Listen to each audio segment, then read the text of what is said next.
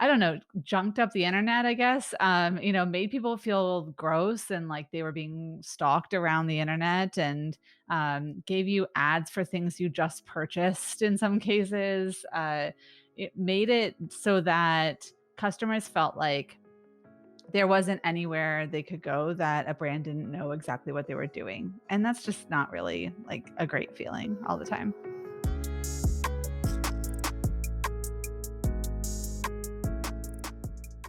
iOS 15 is here and is completely changing how brands work with marketing and consumers. We are ushering in a new era of data privacy where the consumers own their data and brands have to earn the trust of consumers. Everything from email to Facebook ads is changing, but before you change your strategy, you need to understand what is iOS 15, what's different, and how these changes will change the different marketing channels. Welcome to the first episode of How to Market Your D2C Brand, where we interview founders and marketers in the D2C space to learn about how they have grown their brands and current best practices and trends in marketing. This show is brought to you by Goodo Studios.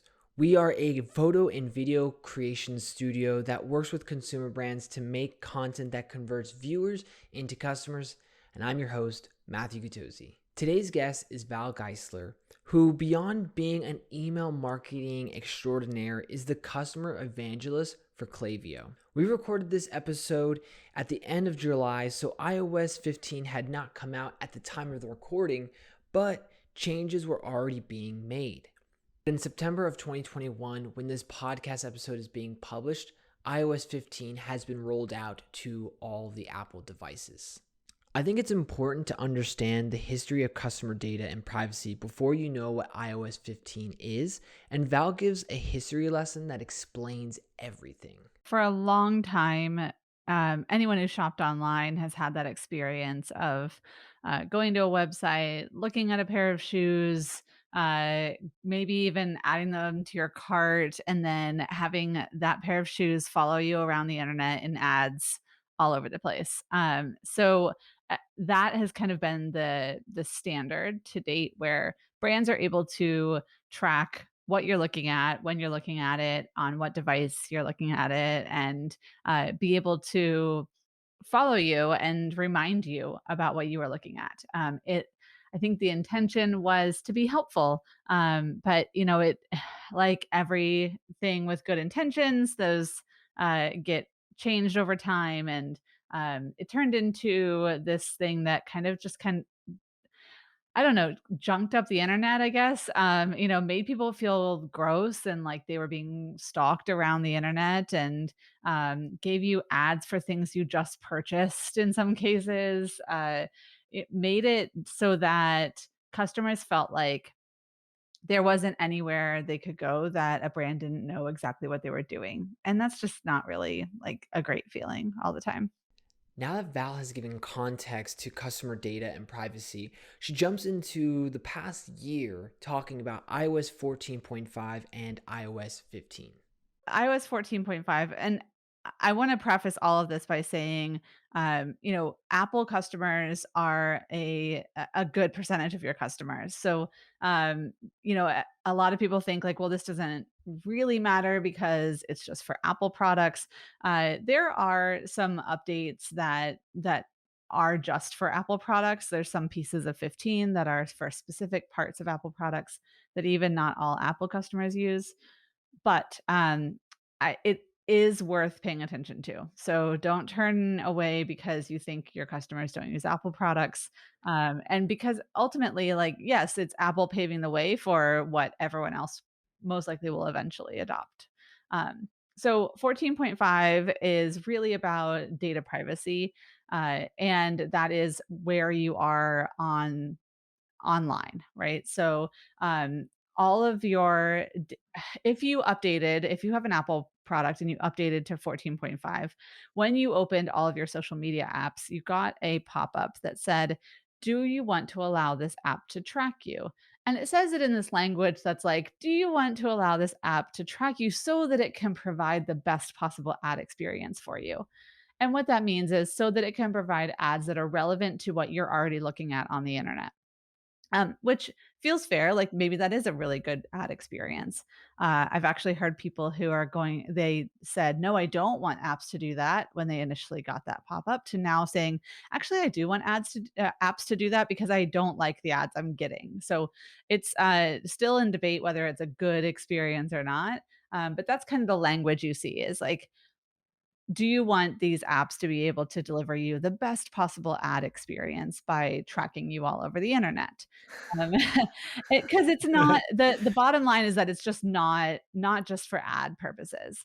It is they're tracking that, using that data in all kinds of ways. Ads are what we see the most as consumers, but, they then have that data and can use it however they want. So that was really the big piece of 14.5. It also meant that it, along with all these changes and updates, what and I'm not an ads expert, so I can't speak to exactly what the Facebook ads updates were, but with these data privacy changes along the same time, there were updates where Facebook ads went from, I mean, it was something like over 300 different properties you could put in about your audience, your target audience, down to something like 60 some properties where, so properties being they are age 30 to 36, female, in the UK, and they like dogs. Where now it might just be this is someone age 30 to 36, or this is someone who lives in the UK, and we don't know any of the other details. Right. So all of those updates have meant that there's less available data to brands. That you mentioned third party data. So um, third party data is data that people don't know they are giving you.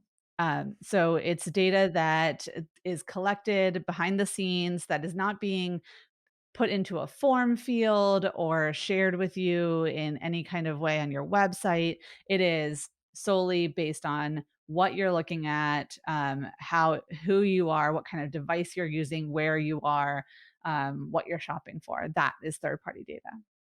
So where does iOS 15 come into play? iOS 15 has kind of three main components to it. The first is that, again, this is for Apple products, Apple users, and we believe, we're not positive because it's still in beta and developer testing. We at Clavio have a team working on that, trying to, working with the developer release of the update so they understand how it works. We believe it only impacts Apple Mail. So if you have an Apple product, there's Apple Mail, which is a email inbox. And if you use Apple Mail on your Apple product, this is an update that is for you. Um, if you use Gmail or another type of inbox on an Apple product, we aren't positive that this is something that will impact you. So, like, I have an Apple product, Apple phone. I use the Gmail app to check my email. I don't Yep. know that I will have the functionality that iOS 15 is rolling out. That if I used Apple Mail, I would. So, that's like a huge caveat here is that one, it's Apple customers, and two, it's Apple Mail customers specifically, though it could be more. And again, you always want to think like, well, if this is rolling out for this portion of the audience, eventually, like, how long is it going to be before other platforms, other inboxes adopt these things?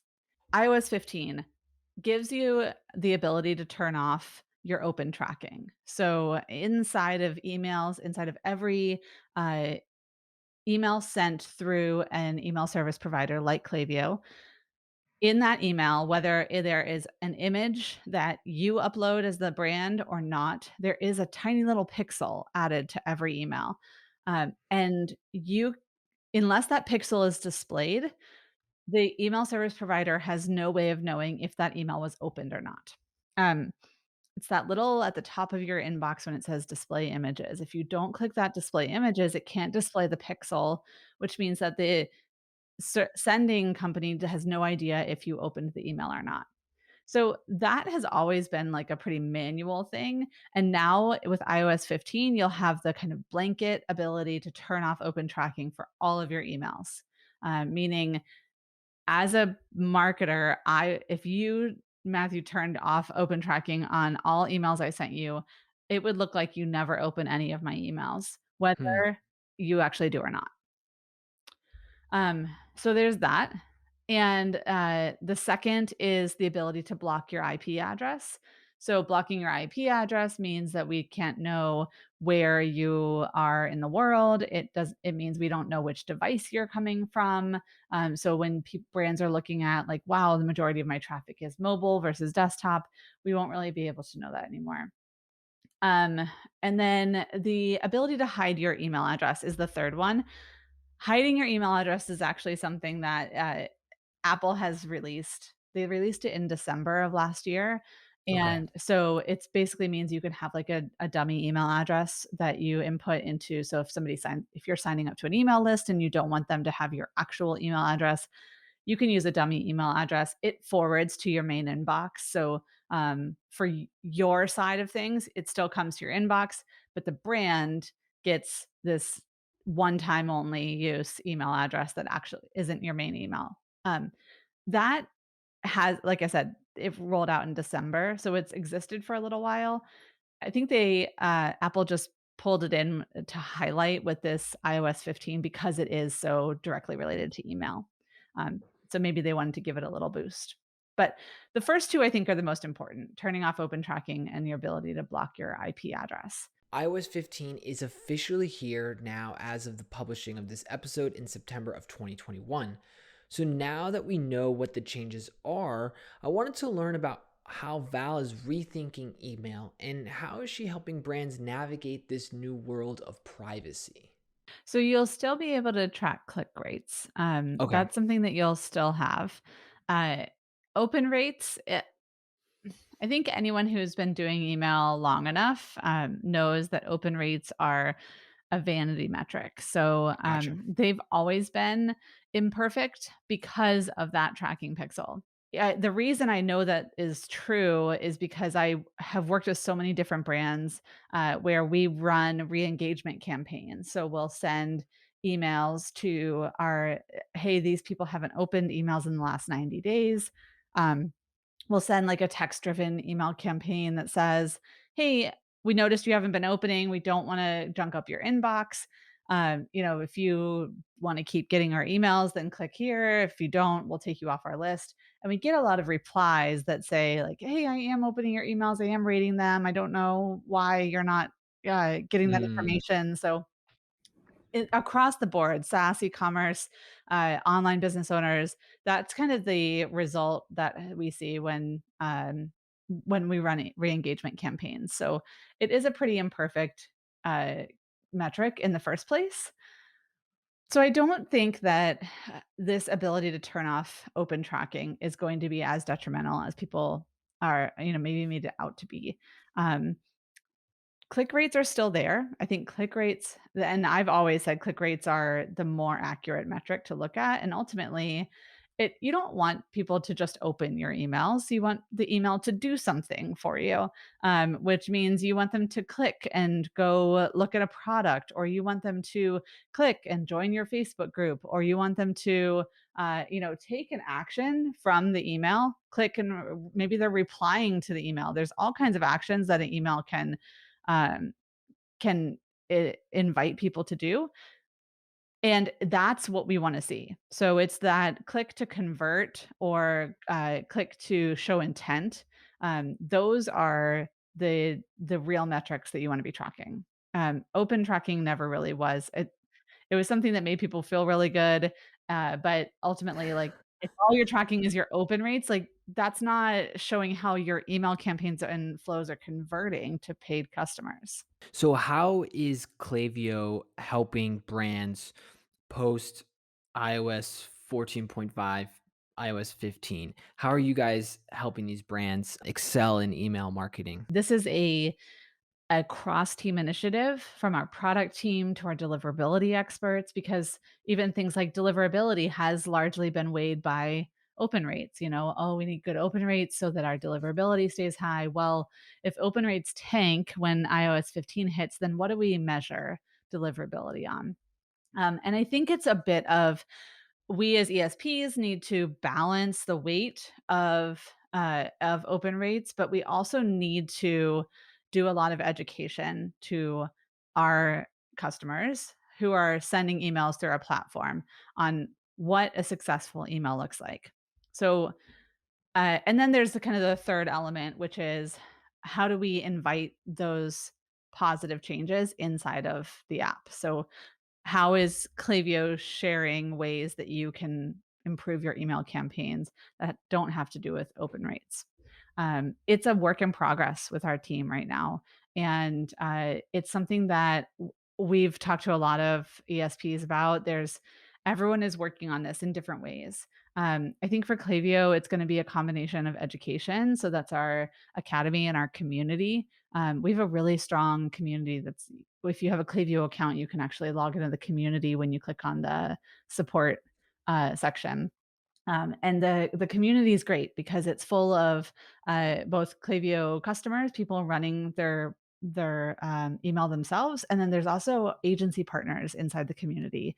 And so they are people who are running multiple different accounts and trying all different things. And some of them run Facebook ads, and some of them don't. And so, a really great perspective to be able to bring into the community and ask questions there. So, I think that focus on education around what a successful email campaign looks like and the community will be really helpful. We are also launching very soon a program called I think we're calling it Showcase. I'm not sure exactly what we're going to call it, but I think it's Name to be announced. TBD. I think it's the Showcase. Our data science team has been working on this. They are taking successful emails within the Clavio platform. So we have all the Oh, I've heard the of this. data results of, this had a great click rate. This had great conversions. We saw people scroll all the way to the bottom of this email. Whatever the data is that we have on it, compared to benchmarks, all of those things. And we are reaching out to customers and saying, can we feature this email because this was a great email and other people need to see how to build a great email. So it'll be a little bit of like a hall of fame of emails and sent specifically through the Clavio platform. So I think that that's another great point for education where we can focus on it's not just about your open rates, but it's about all these other things that this email did right. I wanted to get away from privacy for just a second and just get to email marketing 101. What should brands do to start their email marketing? I think the highest impact you can have is, well, one, collecting email addresses on your website. I think a lot of brands rely on most Shopify templates have a little spot in the footer. I've opened up multiple brands on, it's different 5 different tabs and I click across and everyone has the exact same footer and it says newsletter and then it has email Yeah. opt-in box. So customize that a bit, make a compelling reason for people to give you their email address, and then also place it somewhere else other than the footer on your site. So whether it's a exit intent pop-up or just in that above the fold, it can go in lots of different places, but you want to make sure that you're gathering email addresses outside of purchase. So a lot of brands rely on just, getting the email address at the time of purchase, or maybe if they are creating an account to set up a cart, depending on how your brand operates. But create an opt-in that anyone can sign up for. Um, and make it compelling. So 10% off your first purchase is not really compelling anymore. I've seen people testing like dollars instead of percentages. I've seen people talk about free gift with purchase, free shipping if you have maybe you have a shipping threshold, and so like your shipping threshold is at $75. Free shipping above $75 across the site. Maybe you do free shipping across the board if you sign up for uh, our email list. So there's lots of ways you can incentivize that have nothing to do with um, percentage off. So one, set that up, collect email addresses, and then there's kind of two main flows. Well, there's a like you mentioned, there's a bunch of flows in the template library inside of Clavio that you can actually just like drag those into your account and then add your own customizations to, and you're done. So you don't have to like think through what goes into this flow. But the two I would recommend is a welcome flow. So that can be two emails. It doesn't have to be a long one. I love when they're a little bit longer, but it can be brief. A welcome flow is for when somebody signs up for your list. You're not only delivering what you promised them, a coupon code or whatever it is, but you're also introducing them to the brand, telling them more about you, more about your brand, your values, who you give it back to, who you hire, who you support. All those things matter to consumers. So take some time to educate the customer on who you are. That's the welcome flow. And then the second flow that everyone should have is an abandoned cart flow. And these, again, get pretty templated most of the time. And in fact, a lot of brands rely on the Shopify native abandoned cart flow. But you can set up some really cool abandoned cart flows inside of Clavio and turn off the Shopify ones where it doesn't have to just be like, uh, a picture of the item or items that they left in their cart and a button to go back to their cart. You can make it more creative than that. You can invite them to finish their checkout by maybe not the first reminder, but the second reminder. I've seen people say like, "Hey, I want to give you, 10% off, or I'm going to throw in a travel size with our regular size if you check out now." So again, creating those incentives to complete the checkout, and not relying on the standard templates that exist, but getting creative, understanding your brand and your audience and what matters to them. Those two flows have major impact both on customer retention and then actual conversions. Val has spent years studying both good and bad marketing emails. I wanted to know what brands are doing well with email marketing and why those emails are actually working. I talk to brands all the time who tell me about their emails that have no call to action that convert the best, or are very text driven that convert incredibly well. So, one brand that I got to know recently is called Curie. It's a natural deodorant brand, like Madame Curie, Marie Curie. She so that brand. The customer success manager is the person who is sending the abandoned cart flows. They're not actually sending them, they're set up as a flow, automated, but they are from this person. And the emails are all text driven. So they don't import the image of the thing that was left behind because, like, I don't need to know what the stick of deodorant looks like to know if I wanted to complete that purchase, you know? Yeah. They just say, like, hey, maybe you have some questions. I had some questions when I got switched over to natural deodorant. Hit reply to this email and I'll answer your questions. Inviting conversation, and then they do a discount on their second email post abandoned cart. So they do offer that. But those text driven emails, they Sarah, the founder of the company, told me that they drive a ton of revenue for them because people feel like it's a real person that they're connecting with on the other end. And it's not just like, oh, you just want my money. It's, I actually want to help you. And if you abandon your cart, it could be because you're confused or because you aren't sure about the scent, or, maybe it's just that you got really busy and that's fine. And so I'm here to remind you that. But if you need help, we want to be here to help you. And that kind of human connection makes a huge difference. What's kind of like a framework that you walk through, that a brand can walk through themselves to say, okay, you've given us a flow on Clavio, but how can, we make it unique to us, but how can we find a way that really we know will work for our audience? Yeah.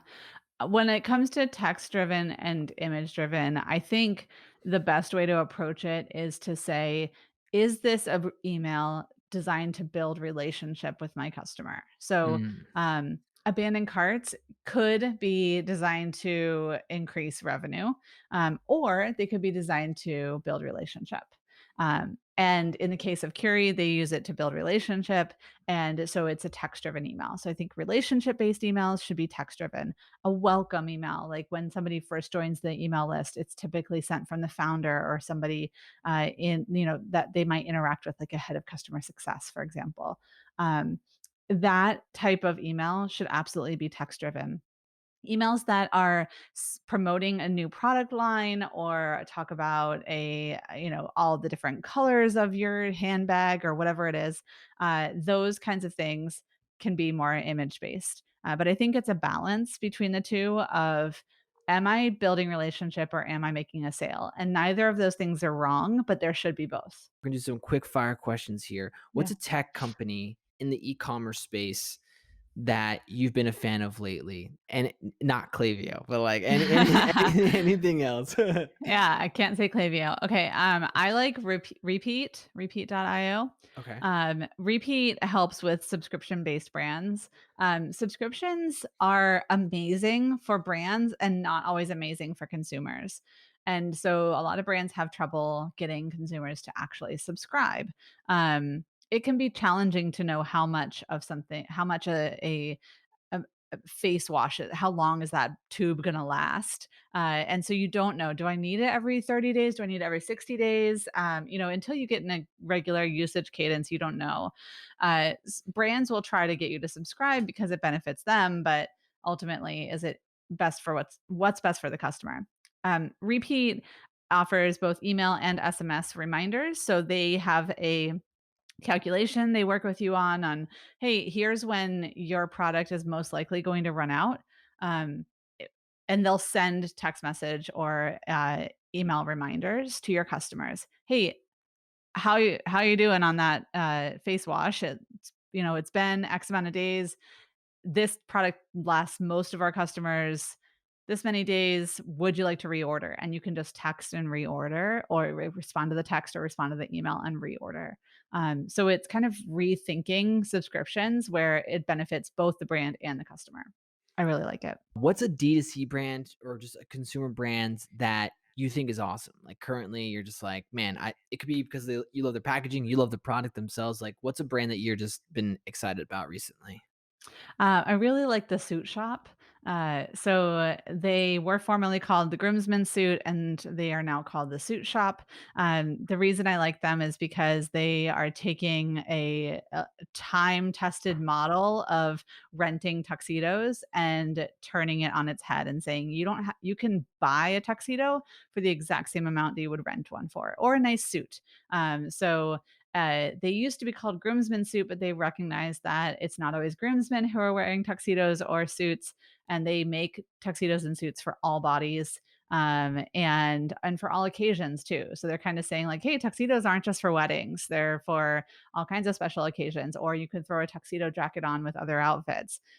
So it's a really fun way to think about, like, this is a thing that's existed forever. Like Men's Warehouse has been around forever, renting tuxedos to people and, quite honestly, causing headaches for a lot of people for special events, when you can just buy one that's like actually custom fit to you and it's yours to own forever, for the exact same cost. I really like the model, and I love that they are thinking inclusively and recognizing that anyone can wear a tuxedo. You don't have to be a groomsman to do it. I finish off the podcast with a segment called Open Mic. This is a chance for my guests to share anything that they want. A lot of times I feel like people get stuck behind the industry they are in, but we are all human and have other interests outside of that. So this is a space for my guests to say whatever they want to say. Yeah. Gosh, I there's so many things that are interesting to me, and I think my stack of books on my nightstand would give you a good picture of all those things. But one thing that I have really been diving into is this world of narrative style podcasts. So there's so many interview podcasts like this one, right, where we're having a conversation back and forth. But the idea of taking a podcast and taking that interview and kind of breaking it up and adding color to from a host perspective, and adding music and sound, and really telling a story through the podcast, I think is just fascinating. And I know that that kind of started with Serial several years ago and has grown over time, but the idea of that existing in business is pretty rare, and I would love to see more of it. So I know I'm on a podcast talking about podcasts, but it's something that's interesting to me, and I've been trying to find more good ones because there aren't very many. So if anybody knows of any good narrative style business podcasts, I want to hear them, and you can come find me on Twitter at Love Val Geisler. Val, if you're listening, I hope that we created a show that is more story based because our goal is to make a show that is not only insightful, but also entertaining to listen to. This conversation with Val helped me see how important data and privacy have driven marketing decisions for so many years and how marketing will change, hopefully, for the better. You can follow Val on Twitter at LoveValGeisler, and there will be some more links provided in the show notes about iOS 15 and Clavio. Thank you, Val, for being on the show. If you like this show, drop a rating on Apple Podcasts or your podcast listening app. We're also on YouTube, so make sure to subscribe to our YouTube channel. And if you really love this show, please share this episode with a friend. Thank you in advance.